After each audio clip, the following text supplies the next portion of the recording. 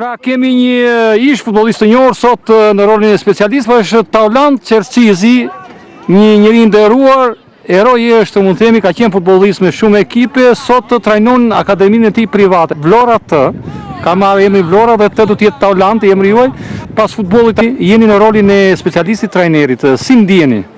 Asnjëherë nuk jam shkëputur nga futbolli, më shumë është pasion se sa punë, janë të lidhura gjërat.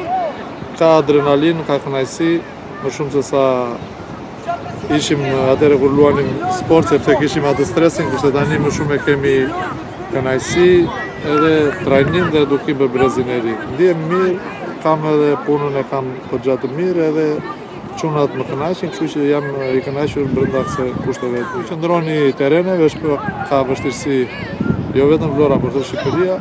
Shpresojmë që në të ardhmen të krijohen kushte sa më të mira këtyre brezave që vinë, që të përfaqësojnë jo vetëm Vlorën, por të Shqipërinë siç ka qenë dikur. Po keni luajtur me shumë ekipe në kampionatin shqiptar. Jashtë më duket se keni luajtur dhe jashtë? Jo, keni provuar? Vetëm me kam marrë pjesë vetëm me pjesën më të madhe të Flamurkari, me Dinamon, Apollonin 3 vjet, pak me Pomorin e Beratit.